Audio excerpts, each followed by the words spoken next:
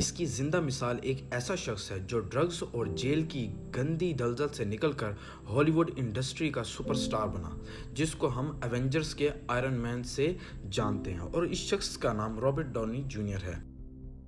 جب وہ ایک چھوٹا بچہ تھا اور وہ ایسے ماحول میں بڑا ہوا جہاں ڈرگز عام تھی، اور اس کی ایک ہی وجہ تھی اور وہ تھی اس کا اپنا باپ۔ اس کے باپ کو خود تو نشے کی لت تھی، لیکن وہ اس کو بھی نشہ کرنے کی اجازت دیتا تھا، جبکہ اس وقت اس کی عمر صرف 6 برس کی ہی تھی۔ اس کا باپ اپنے اس فیصلے پر آج بھی پچھتاتا ہے۔ ڈرگز کے استعمال نے ایک ایموشنل رشتہ بنا دیا تھا اس کے اور اس کے باپ کے درمیان۔ رابرٹ ڈاؤنی جونیئر خود کہتا ہے کہ جب میں اور میرا باپ کٹھے ڈرگز کرتے تھے تو اس کے باپ کے پیار کرنے کا یہ ایک واحد طریقہ تھا جو وہ جانتا تھا، اور اس طرح اس کی مشکلات شروع ہوئیں۔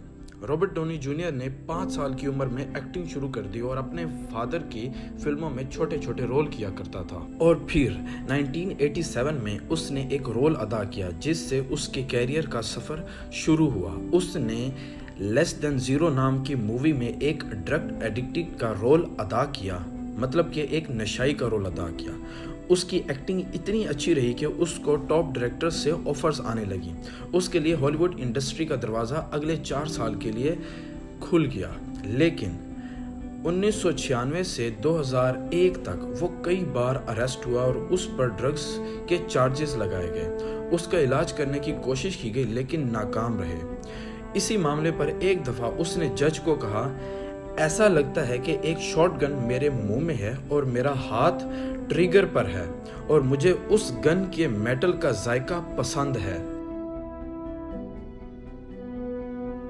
1996 میں وہ ڈرگ اور ایک پستول کی وجہ سے اریسٹ ہوا، اور پھر 1997 میں جب اس نے اپنا ڈرگ ٹیسٹ نہ دیے تو اس کو 6 ماہ کی جیل ہوئی۔ جیل میں قیدیوں نے کئی حملے کیے اس پر، اور اس کو ہوش آتا تو وہ اپنے ہی خون میں لت پت ہوتا۔ 1999 میں جب اس نے دوبارہ ڈرگ ٹیسٹ نہ دیا تو اس کو دوبارہ اریسٹ کیا گیا اور اس کو 1 سال کے لیے جیل میں ڈال دیا گیا۔ وہ جیل میں ایک کچن میں کام کیا کرتا تھا، اور اس وقت اس کو 10 سے 12 روپے 1 گھنٹے کام کرنے کے دیا جاتا تھا۔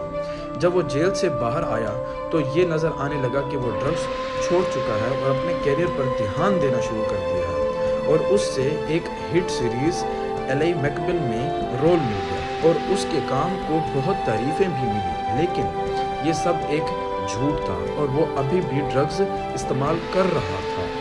یہ پتہ اس وقت چلا جب وہ 2001 میں ہوٹل کے پیچھے ننگے پاؤں اور انتہائی گندی حالت میں پایا گیا تو اس کو اریسٹ کر لیا گیا اور ٹی وی سیریز سے نکال دیا گیا۔ لیکن اس کی زندگی کیسے بدلی؟ وہ ایسے کہ 2003 میں وہ اپنی محبت سے ملا جو کہ اس کی اب موجودہ بیوی ہے۔ اس کی بیوی نے اس سے کہا کہ وہ اس سے تب ہی شادی کرے گی جب وہ ڈرگز چھوڑ دے گا، اور پھر وہ وقت آیا جب اس نے اپنی ڈرگز سے جان چھڑوائی، اور اس کے لیے اس نے بہت محنت کی۔ اس نے میڈیٹیشنز کی، یوگا کی اور مارشل آرٹس میں حصہ لیا، اور پھر اس کی زندگی کی بہت بڑی جنگ شروع ہوئی۔ وہ کہتا تھا کہ ڈرگز کو چھوڑنا ایسا ہے کہ جیسے وہ 20 سال بعد کوما سے باہر آیا ہو۔ ڈرگز چھوڑنا اس کے لیے ایک کرشمہ ثابت ہوا، اور 2008 میں اسے آئرن مین کا رول ملا، جسے اتنا پسند کیا گیا کہ وہ آئرن مین 2، پھر آئرن مین 3 اور ایونجرز کی سیریز میں بھی اسی کو ہی لیا گیا۔ اس وقت رابرٹ ڈاؤنی جونیئر سب سے زیادہ پیسے لینے والے ایکٹرز میں سے ایک ہے، اور اس کی نیٹ ورتھ قریباً 50 ارب روپے ہے۔ تو بات یہ ہے کہ اس کے سامنے کئی مشکلات آئیں، اور وہ رکا نہیں، وہ ڈرا نہیں، وہ ٹھہرا نہیں، وہ ڈٹا رہا۔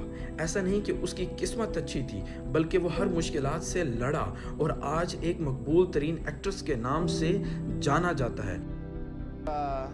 Grown up, I've struggled, I've failed, I've succeeded, I've partied way too much. تو اس سے یہ ثابت ہوا کہ کبھی بھی آپ اپنے آپ کو بدل سکتے ہیں، اور کوئی بری عادت آپ کو لگ گئی ہے تو اس کے لیے بہت زیادہ حوصلے اور ہمت کی ضرورت ہوتی ہے جو کہ آپ میں موجود ہوتی ہے۔ ضرورت تو بس اس بات کی ہے کہ آپ کو کوشش کرنی ہے اور حالات سے ڈرنا نہیں ہے۔ اپنے آپ کو آپ نے بری عادتوں سے بچانا ہے اور اپنے ملک کی خدمت کرنی ہے۔ پاکستان پائندہ۔